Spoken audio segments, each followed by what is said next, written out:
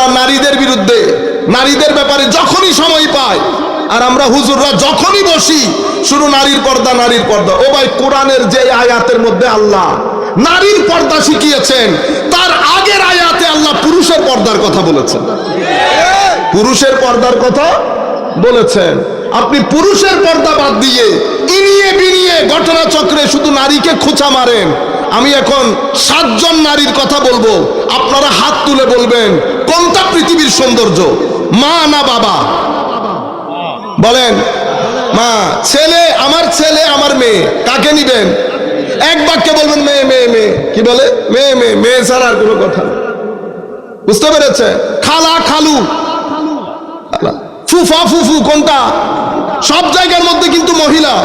দাদা দাদি, দাদি, নানা নানি নানি। আপনি সব জায়গার মধ্যে 7 জন, আমার মা থেকে শুরু করে। এরপরে আমি স্ত্রীর কথা বলি, স্ত্রীর কথা বলি। আল্লাহ রাব্বুল আলামিন সৃষ্টিগতভাবে আমাদের 2 জনের মধ্যে কাউকে উপরেও তুলে নাই, কাউকে নিচেও নামায় নাই। 2 জনকে সমানে সমান করেছেন। আমি শুধু মাদ্রাসার ছাত্রদেরকে রিসার্চ করার জন্য একটা প্রশ্ন ছুড়ে দিয়ে যায়, আপনারা এটা বাসায় গিয়ে রিসার্চ করবেন। কোরআনে পাকের মধ্যে আল্লাহ বলেছে, ওয়ামিন আয়াতিহি আন খালাকা লাকুম মিন আনফুসিকুম আজওয়াজা। আজওয়াজ এটা জাওজুনের বহুবচন। জাওজুন মানে স্বামী, জাওজুন মানে স্ত্রী না। এখন কোরআনের মধ্যে জাওজাতুন ব্যবহার না করে, জাওজাতুন হলে জাওজাতুনের বহুবচন জাওজাত, তো কোরআনের মধ্যে জাওজাত না বলে আজওয়াজ কেন বলা হয়েছে সেটা আপনারা খুঁজে বের করবেন। বর্তমান সময়ের মধ্যে আমাদের ছেলেপুলেদের অন্তর থেকে দিন চলে যাচ্ছে। কেন দিন চলে যাওয়ার মূল কারণ, যেখান থেকে এটা সৃষ্টি হয়, এই মূল পয়েন্ট হচ্ছে আমি এখানে এমনে এসেছি এমনে চলে যাব। আপনারা বুঝতে পেরেছেন? এমনে এসেছি এমনে চলে যাব না। তো আমি যদি এমনে আসি এমনে চলে যাই, তাইলে আমার পূর্বপুরুষ বানর বললে সারা যাবে, বানর বললে সারা যাবে। কিন্তু ধর্ম বলছে এবং বিজ্ঞান বলছে তুমি বানর থেকে আসো নাই। তো ধর্ম কিন্তু উদ্দেশ্যের কথা বলে, বিজ্ঞান উদ্দেশ্যের কথা বলে না। বিজ্ঞান তো এগুলা কিছুই বলবে না আপনাকে। মা বাবাকে সম্মান করো, ছোটকে স্নেহ করো, রসুলকে মহব্বত করো, আল্লাহতে বিশ্বাস করো, এটা বিজ্ঞানের বিষয়ই না, বিজ্ঞানের বিষয়ই না। কেউ যদি বলে হুজুর গতকালকে দেখছি রিক্সা আর প্লেনের মধ্যে কি যে বড় অ্যাক্সিডেন্ট হয়েছে, বিশ্বাস করবেন? বিশ্বাস করবেন না। কারণ প্লেন চলে এক জায়গায়, রিক্সা চলে আরেক জায়গায়, দুইটার চলাচলের রাস্তা আলাদা। আপনি যদি বলেন অ্যাক্সিডেন্ট হয়েছে, হবে না অ্যাক্সিডেন্ট, হবে না অ্যাক্সিডেন্ট। কেন? কারণ ধর্ম চলে কোথায়? আখিরাতের ট্রেনে, আর এটা চলে দুনিয়ার ট্রেনে। 2 ট্রেনের চলাচলের রাস্তা আলাদা, দুইটার মধ্যে মারামারি লাগার কথা না। আমি আমার মুরব্বীদেরকে বলবো, আপনারা হয়তো জিনিসগুলো চিন্তা করতেছেন এই ধরনের কথা এখানে কেন বলা হচ্ছে।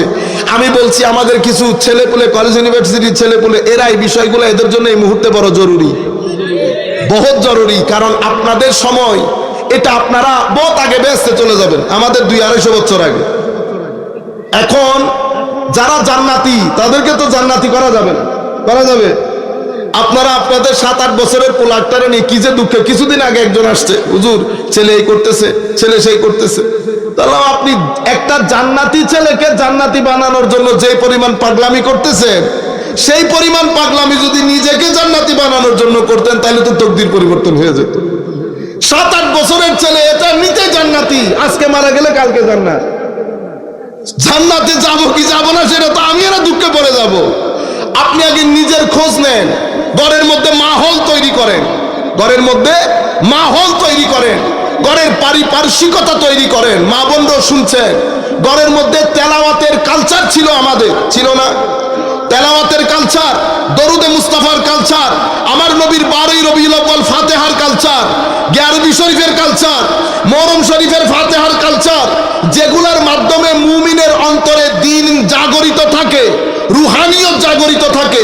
আউলিয়ায়ে কেরামের উর্স করার কালচার, আউলিয়ায়ে কেরামের দরবারে যাওয়ার কালচার, আমি সব কিছু বন্ধ করে দিয়েছি, সব কিছু বন্ধ করে দিয়েছে। আমি একটু পরে ওই জায়গার মধ্যে আসবো। আমি শুধু আপনাকে 2 কোণ বোঝানোর জন্য, একটার মধ্যে উদ্দেশ্য আছে আরেকটার মধ্যে উদ্দেশ্য নাই। বিজ্ঞান আপনাকে বলবে না আপনার জীবনের কোনো উদ্দেশ্য আছে, কিন্তু আমার জীবনের একটা উদ্দেশ্য আছে। আমি এখানে কেউ একজন আমাকে পাঠিয়েছেন, আমাকে একটা কারণে পাঠিয়েছেন।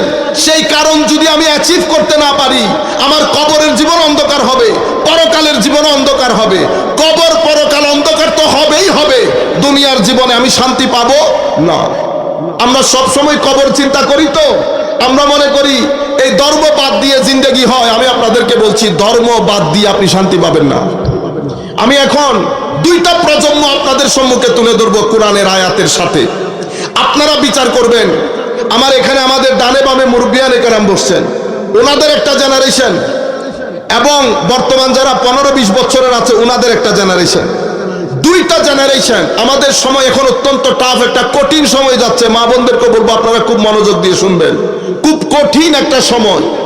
আমাদের এক প্রজন্ম পৃথিবী থেকে চলে যাচ্ছে, আরেক প্রজন্ম ওই জায়গার মধ্যে এসে বসছে। যেই প্রজন্ম চলে যাচ্ছে তারা অনেক বেশি মূল্যবোধ সম্পন্ন জাতি। কি সম্পন্ন? মূল্যবোধ। এটা কি? তাদের ভিতরে দায়িত্ববোধ ছিল। কি ছিল? দায়িত্ববোধ। দায়িত্ববোধ কি জিনিস?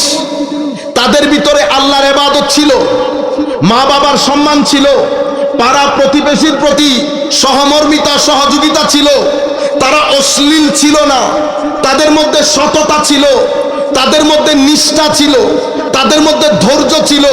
তারা অনেক নিয়মানুবর্তিতার সাথে জীবন অতিবাহিত করেছে, তাদের জিন্দেগিতে লোভ ছিল না। এটাকে বলে মূল্যবোধ সম্পন্ন জাতি। মূল্যবোধ সম্পন্ন জাতি।